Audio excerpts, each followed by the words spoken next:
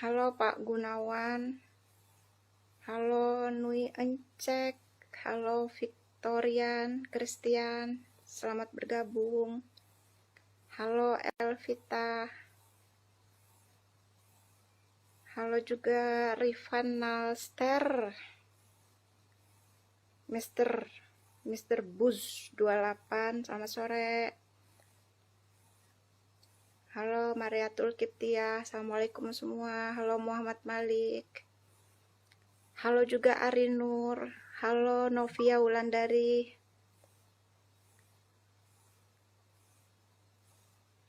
Halo Carly Doyan 18. Halo Khairil AWR. Halo semuanya. Sabar ya sebentar.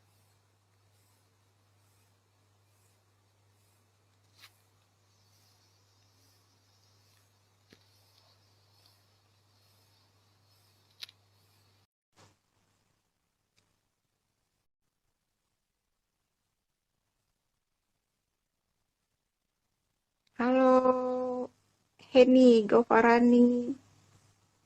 Halo juga sahabat _AOF.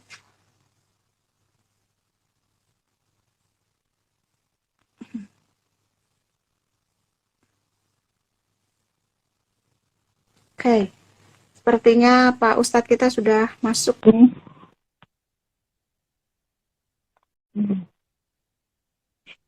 Oke. Assalamualaikum warahmatullahi wabarakatuh, Pak Ustadz. Waalaikumsalam warahmatullahi wabarakatuh. Selamat sore Ustadz, alhamdulillah bisa gabung kembali hari ini. Alhamdulillah. Ya kemarin itu maaf karena ada uzur syar'i. Nggak ada bisa ditolak. Ya, jadi untuk para netizen yang kemarin menunggu-nunggu, Pak Ustadz kemarin kebetulan ada kegiatan. Jadi mohon maaf kata Pak Ustadz, dan hari ini alhamdulillah beliau sudah bisa bergabung sama kita. Baik, izin Ustadz, kita bisa langsung sampaikan pertanyaan hari ini ya, karena sudah ada yang masuk. Ya. Yang pertama ini tadi ada dari akun Heru Prayitno 82. Assalamualaikum katanya. Tanya Pak Ustadz, saat kita dengar azan maghrib, kita langsung buka puasa. Apakah puasa kita sah kalau ternyata azannya itu kelajuan 5 menit? Gimana Pak Ustadz? Masalah azan yang kita dengar karena itu kita sudah yakin itu azan kebiasaan kita. Ternyata setelah itu dibilang orang terundur 5 menit, ialah itu maka puasa seseorang itu sah-sah saja. Karena apa? Karena mereka tidak tahu dengan akan terjadinya keterlambatan waktu 5 menit daripada azan sebiasanya, gitu aja. Tetap sah. Seperti orang biasanya mendengar, dikira orang azan, kemakan, nah, tahu-tahu lain azan. Nah, kalau yang sudah dimakan itu ya silakan masuk. Tapi yang masih di dalam lidah, tuh kalau bisa dikeluarkan. Sama halnya kayak ibu-ibu, biasanya merasakan makanan, apakah ini masin atau manis atau dan lain-lain sebagainya, atau pedas atau enggak, bisa dirasakan, diambil sedikit, setelah diludahkan, itu aja sudah boleh, yalah, untuk mengetahui rasa masakan itu manis atau tidak. Nah, sama halnya kalau kita kada tahu, kayak istilahnya azan tadi ternyata terlekas 5 menit. Nah, itu sah karena kita sudah terbiasa setiap mendengar azan maghrib, bahwasanya itu tanda buka puasa. Beda apabila mendengar di radio. Nah, request hendak azan maghrib, ya ada kawa. Oke, berarti itu karena refleks mendengar azan padahal belum waktunya, itu tidak apa-apa Ustaz, asal jangan dilanjutkan makanannya. Jangan dilanjutkan makannya lagi. Ya. Ini ada pertanyaan juga nih Ustaz. Biasanya kita sering melihat sejumlah orang tidur di masjid selama bulan puasa pada siang hari. Nah, ini apa hukumnya bagi orang-orang yang sering suka tidur di masjid dengan alasan kadang menunggu waktu sholat untuk bisa berjamaah bersama-sama? inilah kebiasaan orang-orang yang tidur di masjid, apalagi masuk daripada bulan Ramadan. Memang banyak orang-orang dari masyarakat muslim, muslimat, mereka tidur dengan niat i'tikaf. Nah, itu tidak apa-apa. Nah, asal jaga daripada, ampun maaf, kalau kita terbiasa tidur keluar liur basi, nah, belapik guringnya. Jangan sejadah yang tempat penyembelihan orang, beliur basi kita tempelkan pas keluar liurnya, nah itu menjadi najis. Nah, silakan tidur di masjid dengan niat i'tikaf. Karena kami kebiasaan, kami selama waktu menuntut ilmu, biasanya guru-guru kami menekankan masalah i'tikaf selama di bulan Ramadan. Bahkan kami tidak dianjurkan masuk ke dalam asrama. Mau kencing kecuali keluar daripada masjid, kecuali kencing, buang kotoran besar, dan hajat yang lain. Setelah itu kami disuruh masuk lagi. Kenapa? Dianjurkan bagi kami, karena daripada 12 bulan, dalam 1 bulan inilah kita berlomba-lomba dalam kebaikan dan menggapai ridha Allah Ta'ala. Jadi malah bagus ya Ustaz, ya, saya jangan ya. Tapi jaga juga, iyalah, seorang guring beliuran, jangan sampai kadang bawa lapik gitu aja. Jadi sebaiknya bawa lapik biar kadang mengotori masjidnya. Baik, terima kasih Pak Ustaz. Semoga yang tadi ada titik pertanyaan sudah terjawab dan monitor. Ini ada lagi pertanyaannya Ustaz. Biasanya saya sih ini penanya, suka terlambat ke masjid. Saya belum sholat karena berada di dalam perjalanan. Saat mampir di masjid itu posisinya sudah melaksanakan tarawih, sedangkan saya belum sholat isya. Saya apakah boleh sholat isya di belakang jamaah tarawih yang ada imamnya, atau saya mengikuti sholat tarawih dulu bersama imam yang ada di masjid tersebut? Nah, itu gimana Pak Ustaz? Nah, permasalahan sholat orang di depan orang yang sholat sunnah, bagi sholat orang yang melaksanakan sholat fardu, kalau kita sudah tahu mereka melaksanakan sholat sunnah, alangkah baiknya kita melaksanakan sholat wajib sendirian dulu. Baru setelah selesai melaksanakan sholat wajib daripada sholat isya, baru sholat tarawih mengikuti imam. Dan berapapun kekurangan daripada sholat tarawih, kita yang penting melaksanakan daripada sholat sunnah itu. Makanya di sini kan kebiasaan kita warga Indonesia, ada yang sholat tarawihnya MU 442, ya 443 apa gitu, ada yang 21. Nah, itu silakan, mau yang 21, mau yang 11, yang penting sholat tarawih dibanding izin keluar rumah sholat tarawih, tahu-tahu melakukan hal-hal yang dilarang oleh agama kita. Itu aja. Penting. Nah, ini nyambung ini Pak Ustadz, ada juga pertanyaan nih kayaknya nih.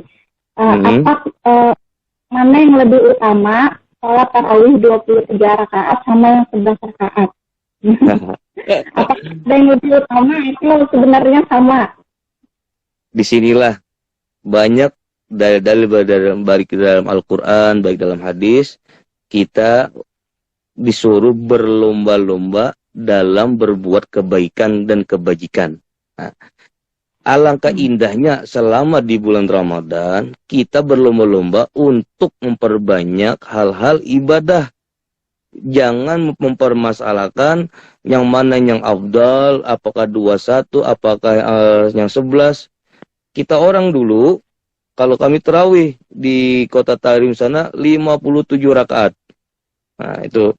Jadi masjid, anggaplah kita kayak di Sampit, kita jam 8 itu salat tarawihnya Masjid Jami. Nah, setelah saya Masjid Jami, jam 9 Masjid Nurul Iman. Orang yang di Masjid Jami pindah lagi ke Nurul Iman. Setelah di Nurul Iman, pindah lagi ke masjid yang lainnya. Nah, mereka di sana berlomba-lomba banyak-banyakan mencari amal ibadah. Tapi kita di Indonesia yang paling lucu, mulai zaman kai kita, mulai zaman datuk kita, yang dibahas permasalahan mana yang afdal, 11 rakaat atau 23 rakaat. Yang afdal yang menggawe dan sholat sunnahnya, sholat tarawihnya jangan kayak kilat, itu aja. Yang intinya tumak ninahnya intinya ialah sami Allah liman hamidah. Nah, kadernya tumaknya kayak apa? Subhanallah bihamdi, itu kadernya ialah. Nah, Allahu Akbar. Nah, jangan kayak orang viral di media-media kan biasanya ngelihat video orang tarawih itu. Betul. Jangan jadi panutan, tapi itu jadi contoh, itu yang kada baik, itu aja. Jadi yang benar itu sholat, bukan yang tidak sholat ya Ustaz ya. Iya, masalah jumlah ialah alangkah baik lebih banyak lagi. Nah, karena di bulan Ramadan untuk memperbanyak amalia agar kita mendapat selalu ridha, apalagi kita masuk sudah malam ke-13. Di sini berarti hadis Nabi ausa tuha maufirah. Yalah, pertengahan bulan Ramadan itu ampunan. Kita banyak dosa, kita minta ampun sama Allah dengan hal ibadah. Ada pertanyaan lain lagi? Oke, baik. Baik, semoga yang tadi bertanya sudah bisa terjawab, sudah bisa memahami. Baik, ini ada pertanyaan lagi Pak Ustaz, ini susah banyak, jadi ada yang tenggelam pertanyaannya. Okay. Tadi ada dari Samsudin Pangkalan Bun. Tadi pertanyaannya, selama bulan Ramadan ini kita biasa sering melihat banyak orang minta sumbangan di jalan dengan berbagai macam alasan, termasuk untuk pembangunan masjid dan lain-lain. Nah, itu hukumnya bagaimana Ustaz? Masalah sumbangan, baik untuk pembangunan masjid, baik untuk apapun, selama di bulan Ramadan, biasanya kita terbiasa yang namanya bulan Ramadan, bulan berkah, bulan di mana istilahnya ada hadis Nabi SAW mengatakan orang yang berbuka puasa itu mendapat 2 kebahagiaan. Kebahagiaan yang pertama ketika berbuka, kebahagiaan yang kedua yaitu ketika kita masuk ke dalam surganya Allah. Maksudnya di sini yang miskin, yang nggak punya apa-apa, semua sekarang selama di bulan Ramadan semua merasakan kenikmatan yang Allah beri di bulan berkah ini. Nah, wabil khusus dalam masalah sumbangan, apabila itu benar-benar sumbang itu atas nama masjid dan diperuntukkan untuk pembangunan masjid itu sah-sah saja.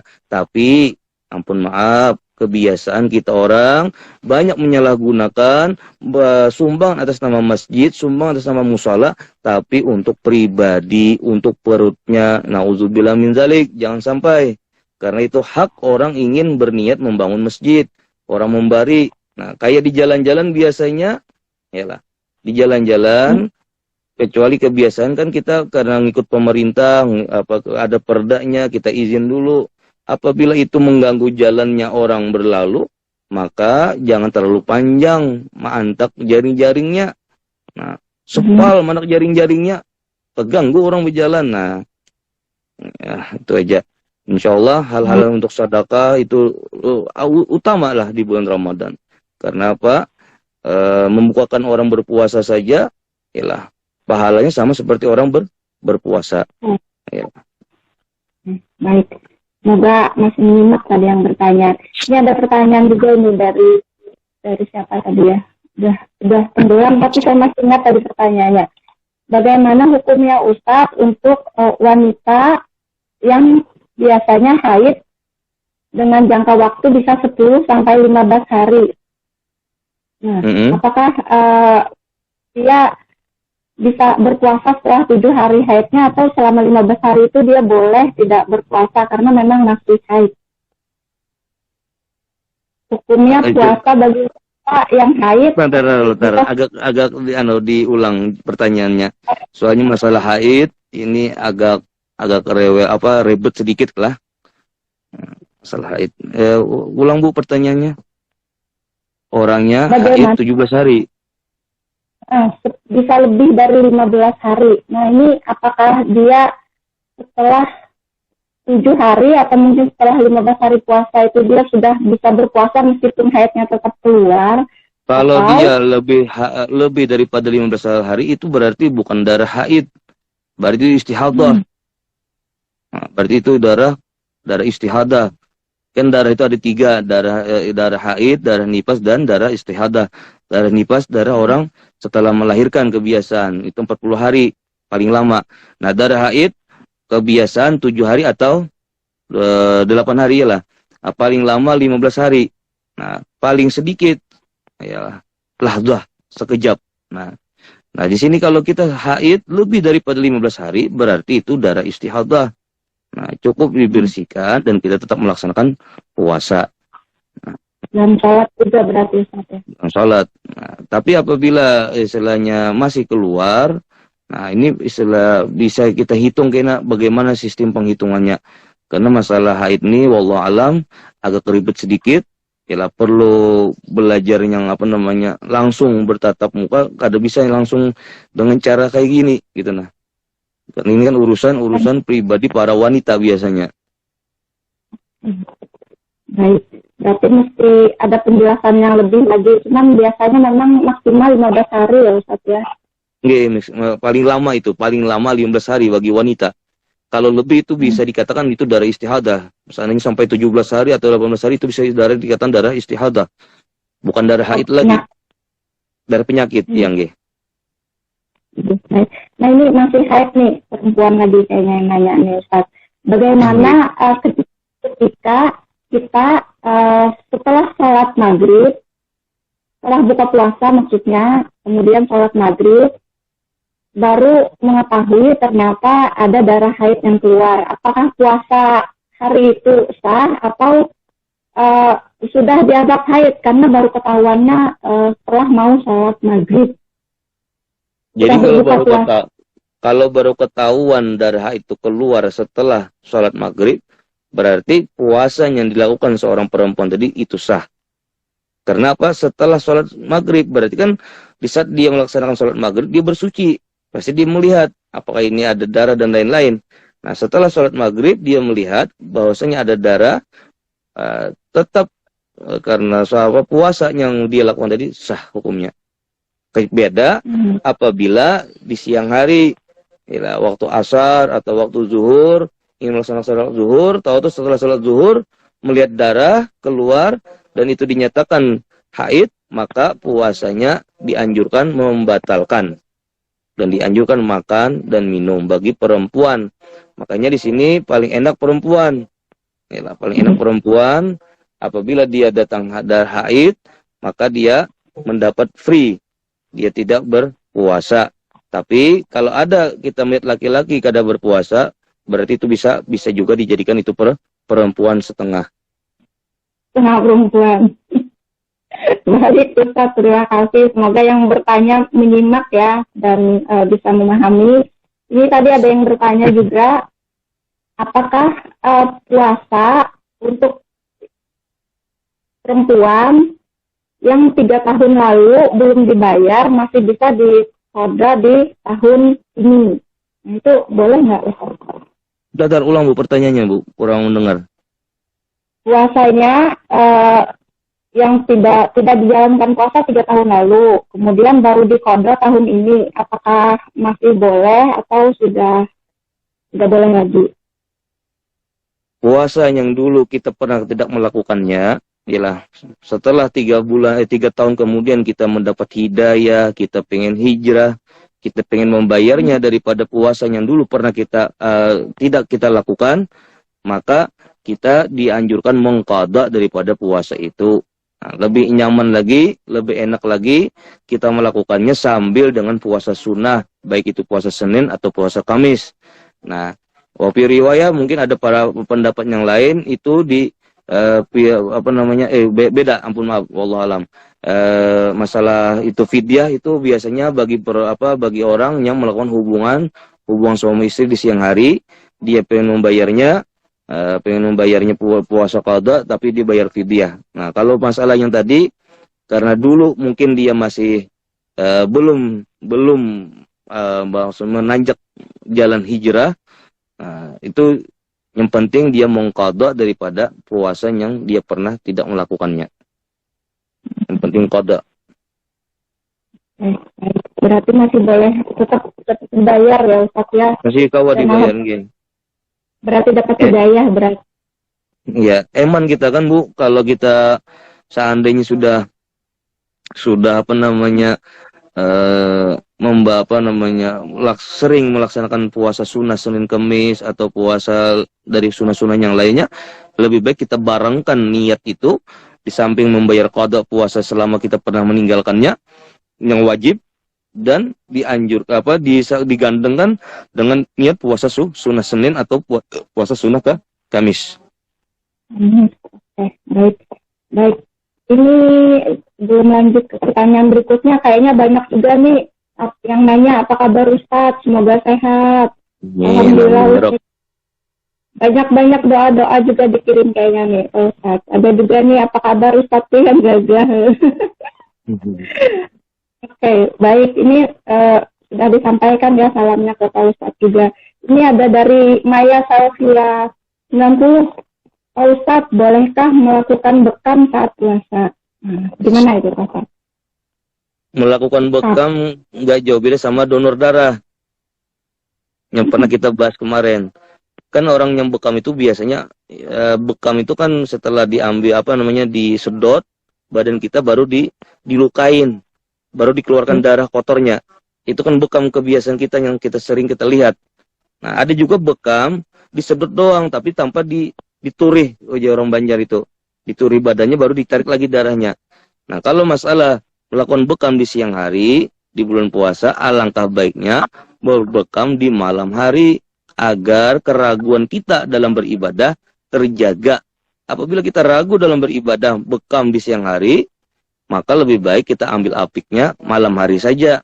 Nah, dan bekam adalah salah satu sunnah daripada Nabi SAW. Sebaiknya malam ya Ustadz ya. Lebih baik malam. Karena membuang darah kita, darah kotor. Darah kotor. Semacam pengobatan juga ya Ustadz ya. Baik. Ini semoga Maya bisa terjawab. Kemudian ini dari Uti_710. Assalamualaikum Pak Ustadz katanya. Waalaikumsalam. Numpang tanya bagaimana hukumnya kalau kita membaca Al-Quran salah dalam pengucapan huruf maupun tajwidnya. Mohon penjelasannya Pak Ustadz. Oke, itu pertanyaannya. Masalah pembacaan surah ayat-ayat Al-Quran dengan tidak pas dengan tajwidnya, dalam ilmu tajwid maka tidak sah bacaannya. Nah gitu. Nah, di sini pula ada berbagai macam orang membaca Al-Quran.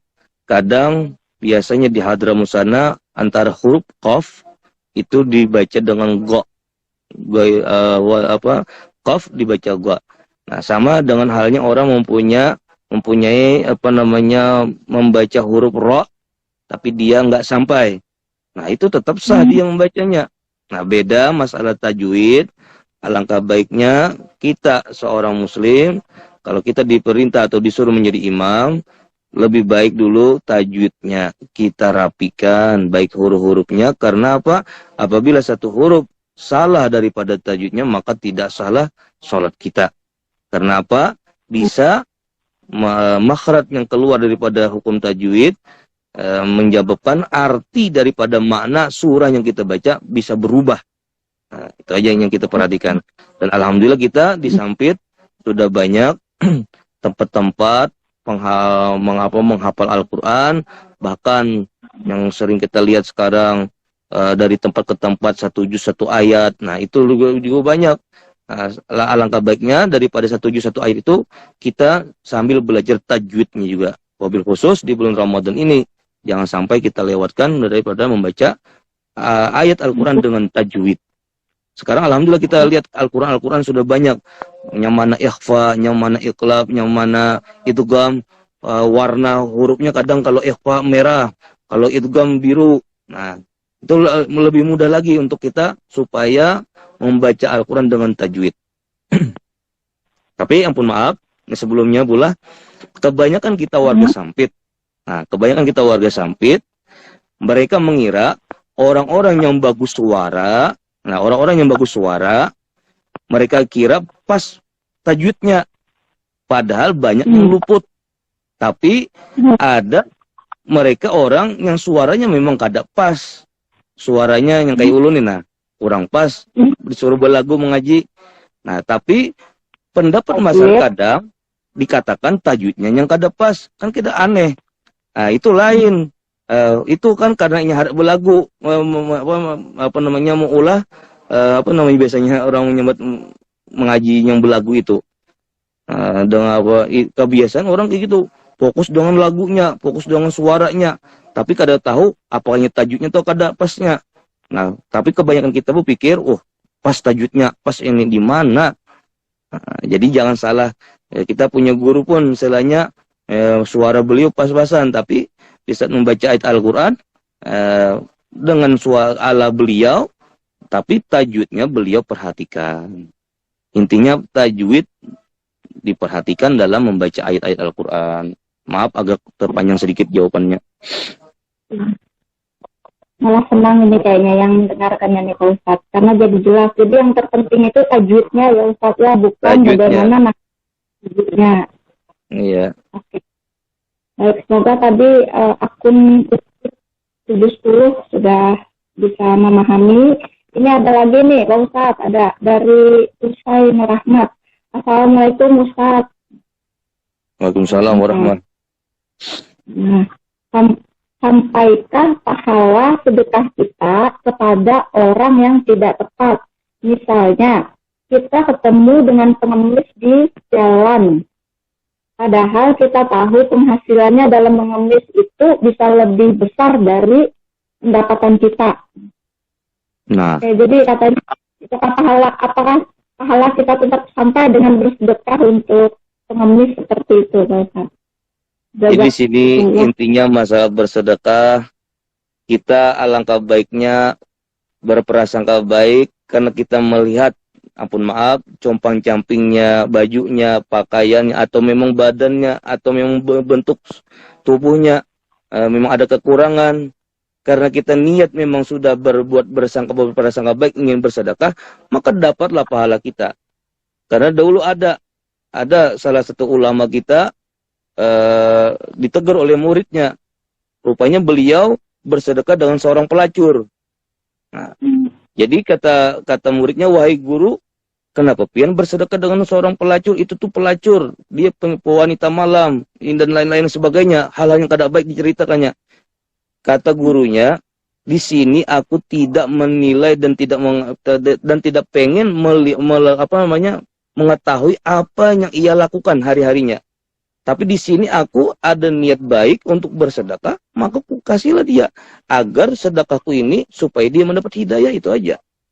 Jadi kita jangan sekali-kali melihat orang dari fisik dan seseorang.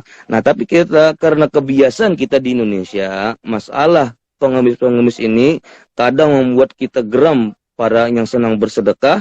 Yalah, ternyata dia punya mobil Lexus, yalah, punya rumah kayak rumah istana peribahasanya, gawian hariannya pengemis. Nah, kalau kita melihat kayak gitu pasti kesal. Tapi alangkah baiknya di saat kita bersedekah, sudah lebih baik kita berhusnuzan, lempar berapa semampu kita dibanding kita mencari kekurangan orang yang meminta-minta itu. Makanya di sini seorang muslim itu lebih baik tangan di atas daripada tangan di bawah. Nah, lebih baik memberi daripada meminta. Kalau kita masih mampu, jangan meminta. Nah, lebih baik kita tangan di atas. Itu terhormat. Siapapun orangnya. Nah, itu aja. Jadi kalau memang mau bersedekah saja, tidak perlu lagi melihat siapa yang kita siapapun orangnya. Baik. Baik, ini ada pertanyaan juga tadi Ustaz, tapi nggak tahu dari siapa, kelupaan sudah. Tadi pertanyaannya, bagaimana ketika kita sedang menjadi musafir, kemudian kita mampir di masjid, sholat maghrib, kebetulan sudah waktunya sholat maghrib. Sedangkan kita ingin mengkodok sekalian dengan sholat isya. Apakah kita berniat ikut sholat maghrib saja dulu bersama imam, atau bisa langsung niat kode? Bisa niat jamaah dengan kasar atau jamaah sama isya. Nah, kalau Gimana kita tuh? ya ini masalah menjamak, ialah menggabungkan antara sholat maghrib ke isya atau isya ke maghrib, ya kan? Itu antara dua. Tapi di sini ada syaratnya yang bisa digabung, yang bisa dikasar itu syaratnya daripada sholat itu harus dua-dua, ayatnya 4 rakaat. Berarti zuhur, asar, dan isya. Nah, maghrib tetap 3 rakaat. Nah, bagi orang yang istilahnya datang ke masjid, ternyata mereka seorang musafir yang pengen bepergian jauh, mereka ingin sholat, ikutin sholat maghrib dulu dengan jamaah, tapi sebelum melaksanakan sholat maghrib, kita sudah berniat jama takdim, jama kasar takdim. Setelah selesai imam, assalamualaikum warahmatullah, assalamualaikum warahmatullah, kita langsung berdiri mengumandangkan apa namanya, Allahumma shalli ala iqamat, ila Allah Allahu Akbar, langsung niat sholat isya, jama takdim kasar 2 rakaat. Nah, kata Bapak nggak ada masalah. Beda istilahnya kita seorang musafir karena kita mungkin dipandang orang kita berilmu, ialah kita berilmu. Nah, mereka menyuruh kita menjadi imam. Nah, kita bilangin kita ingin mengkasar, menjamak kasar. Nah, mereka setelah kita sholat 2 rakaat, assalamualaikum warahmatullah, assalamualaikum warahmatullah, mereka tetap melanjutkan 4 rakaat. Nah, jadi rakaat ketiga, rakaat keempat, mereka sendiri-sendiri. Nah, pahala jamahnya dapat nggak? Dapat pahala jamahnya. Karena disinilah tertibnya, nggak sembarangan menjadi seorang imam. Nah, nggak sembarangan menjadi seorang imam yang diajukan menjadi seorang imam. Jadi ada syarat-syaratnya. Nah, disinilah kehebatan orang-orang kita dulu. Kalau memang ada seorang musafir yang alim berilmu, mereka memajukan mereka. Nah, supaya apa? Tapi kita perlu perhatikan, beliau melaksanakan sholat 2 rakaat, makmum tetap menambah dua rakaat lagi. Tapi apabila kita tetap ingin melaksanakan 4 rakaat, sayangnya rokhsah izin dari Allah Ta'ala bagi orang musafir, ya tetap laksanakan jamak kasar, itu lebih indah.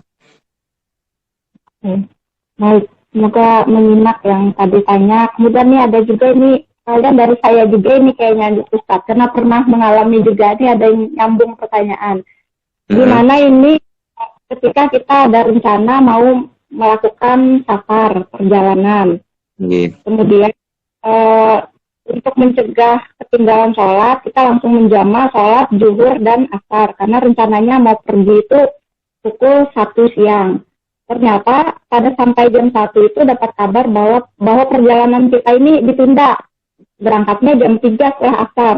Apakah kita harus mengulangi sholat asar kita dan zuhur yang sudah kita jamak tadi, atau itu sudah gugur kewajibannya, Ustaz? Gimana? Nah, ini masalah jamak ya, masalah jamak, menggabungkan sholat asar ke zuhur atau sholat zuhur ke asar. Tapi yang dilaksanakan berapa rakaat masih? Tetap 4 rakaat kan?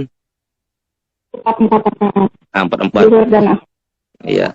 Nah, seandainya kada jadi, karena tulak ini kena jawaban ini ulun jawab di pertemuan yang akan datang. Karena ini hukum lah. Ulun kada berani asal menyampaikan dulu. Nah, tapi kalau seandainya kita jamak kasar, ya kan? Hari ini setelah Isya insya Allah ke Palangkaraya, peribahasanya kan ada niat ke Palangkaraya. Setelah Isya, maghrib, setelah asar, setelah zuhur pengen ke Palangkaraya. Nah, minimal kita sudah harus keluar di batas kota kita. Batas kota kita, seandainya Ketapang, harus keluar dari Ketapang sampai ke Kota Besi atau sampai ke Campaka atau sampai ke Keringpangi. Kita melaksanakan sholat zuhur dan asar 2 rakaat. Nah, itu syaratnya harus keluar batas dulu. Tapi kalau jama aja menggabungkan sholat isya, sholat zuhur ke asar 4 rakaat tetap, atau sholat zuhur ke asar, itu wallahualam ulun belum berani menjawabnya. Insyaallah itu PR bagi ulun. Untuk pertemuan selanjutnya ya Ustaz ya. Karena ini jujur saya sendiri pernah mengalami. Kenapa juga sampai terpaksa melakukan sholat duluan itu karena kita kan saya kebetulan ikut rombongan orang lain.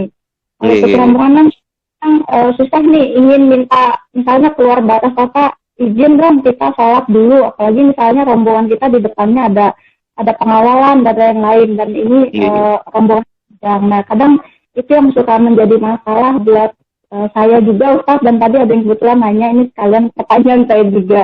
Iya, iya, Berarti boleh. mungkin dijawab momen berikutnya ya Ustaz Insya ya. Allah di momen berikutnya Kena. Itu lebih, insya Ya. Allah lebih jelas lah. Karena masalah hukum lah. Apa Oke. kan masuk tadi kan kalau kada jadi kan gitu. Nah ternyata kan Batal katanya berangkat. Tapi kita sudah menjamak di cuman sini. nah, Kan gitu. sedangkan kita sudah terlanjur jamak, Nah itu. sudah terlanjur jamak dan Apakah asar. diulang sholatnya apa kada kan gitu. Iya, gitu. Insya Allah PR Baik, aja itu. Pak Ustadz. Iya. PR. Nah ini kita lanjut, berarti pertanyaan selanjutnya nih dari Bahrudin. Ustadz, ampun maaf betakon masalah zakat mal, kata dia. Tanyanya gitu aja ini. Nggak jelas zakat mal apa maksudnya. Ini kalau dibahas masalah zakat mal ini panjang, yalah. Zakat mal. Tapi kita ambil salah satunya daripada zakat mal, masalah zakat mal, seorang pedagang, ya kan, seorang seorang yang punya emas, seorang yang punya harta berlebih, yalah, kalau sudah nisabnya, seandainya seorang pedagang dia mulai bulan Januari, maka dia wajib mengeluarkan zakat malnya bulan Januari yang akan datang. Nah, baik keuntungannya, baik kekurangannya, itu siapapun. Sekalipun ustadz, seorang pengusaha, dia tetap wajib mengeluarkan zakat malnya. Nah, kadada istilahnya, ustadz kada boleh mengeluarkan zakat malnya. Ustadznya boleh menerima aja, kada. Pengusaha, dia ada tijarah, ada menjadi pedagang, dia mulai bisnis, mulai bulan Januari, Januarinya akan datang, harus dia mengeluarkan zakat malnya. Nah, di sini kebanyakan kita, bagi seorang muslim dan muslimat, jarang sekali memperhatikan masalah zakat mal. Padahal zakat mal itu peribahasa kasarnya itu adalah kotoran yang menjijikkan bagi kita, yang kita pelihara apabila kita kadang mengeluarkannya. Kita ingat perkataan almarhum Abah Guru Khairul. Dulu ada orang kaya datang kepada beliau, tapi dia punya hutang 2M di bank. Tapi di sini kan punya hutang 2M di bank itu pasti ada jaminan. Nah, jadi bukan disangka itu hutang itu nggak ada jaminan di bank itu. Kalau nggak bisa bayar pasti ada tanah atau dan lain-lain.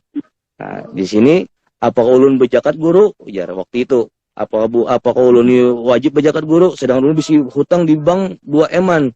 Nah, kalau orang yang berhutang di bank itu pasti ada jaminan. Tidak mungkin bank memberi pinjaman duit kalau tidak ada jaminan. Berarti orang ini kaya. Nah, iya. Jadi jawaban almarhum Abah Guru Khairul waktu itu, apa kata beliau? Kalau kada amun hanak sugih banyak berzakat Presiden. Amun kada hanak sugih kada usah berzakat. Nah, amun kada hanak sugih kada usah berzakat, amun hanak sugih banyak berzakat. Karena kotoran-kotoran yang kita buang itu pasti kena akan menambah harta yang hak bagi kita semua. Nah, jadi yang buah anak sugih berzakat. Amun kada anak sugih kada usah berzakat. Nah. Siap Ustaz. Ini pertanyaan dia lagi ada sambungannya nih. Sebelum lanjut mungkin izin Pak Ustaz. Ini siap. Boleh satu atau dua pertanyaan lagi kan ini? Masih boleh ya? Kalau seandainya yang bergaji berapa nisabnya? Nah, ya berapa nisabnya katanya? Ini masalah harta seorang PNS. Zakat seorang PNS. Mereka punya otak, diberi kelebihan oleh Allah Ta'ala, dihargai oleh bos-bosnya dengan gaji fantastis. Kan itu kan? Gaji berapa nisabnya? Apa tadi? Seandainya bergaji berapa nisabnya? Nah, mereka di sini, kalau ulun pernah mendengar kayak JM atau manajer, ya kan? Manajer JM itu gajinya itu mahal loh, ya kan? Nah, kalau di Sawitan tuh kalau nggak salah dulu itu hampir 50 jutaan JM. Nah, di sini melebihi target kepemilikan padahal dia punya otak brilian, punya otak pintar. Nah, tapi dihargai oleh perusahaan menjadi JM, General Manager dengan gaji fantastis. Mereka wajib mengeluarkan zakatnya. Kenapa? Karena sudah melebihi nisab. Nah, tapi ada pendapat yang lain. Tapi kayak gini aja tadi, kita mengambil pendapat Abu Guru Khairul, amun anak suge bejakat, amun anak suge gak dosa bejakat. Nah, di sini kayak apa? Kotoran kita buang. Sama kayak kita punya kuku, iyalah. Kuku kalau panjang, kotor pasti kita buang. Ngapain kita pelihara? Pengen kayak elang, punya kuku segini. Nah, sama kita punya harta, apabila kita pengen bersih, iyalah, kita buanglah kotoran itu. Baik itu nisabnya seperti nisab mal, kalau tidak salah, nisab emas dan perak. Nah, itu aja kena. Wallah alam, kita buka lagi pembahasan masalah zakat mal ini bagi seorang yang punyai otak berlian, dibeli ya, dengan gaji fantastis. Nah, kayak bupati, gubernur kan. Nah, kerjaannya kan kada berdagang, kada berjual es cendol, gubernur atau bupati kan. Nah, kada berjual es cendol, kada berjual ini, cuma tanda tangannya aja mahal. Nah, gajinya pun mahal. Nah, wajib dia mengeluarkan zakatnya. Zakat apa itu namanya? Orang sekarang mau bilang zakat profesi, iyalah. Iya, betul. Zakat profesi. Baik, Pak Ustadz, ini saya mendengar sudah suara azan. Barakallah Pak Ustadz, alhamdulillah, terima kasih kesediaan waktunya hari ini dan tidak terasa makan sampai ini. Semoga nanti ada waktu lagi, nanti kita akan kabari pada netizen juga kapan Pak Ustadz ada waktu live kembali. Amin. Sama-sama. Selamat berbuka puasa, hadirin hadirat. Ya, selamat berbuka puasa juga untuk Ustadz, keluarga, dan santri di Darul Amin. Assalamualaikum warahmatullahi wabarakatuh. Waalaikumsalam warahmatullahi wabarakatuh.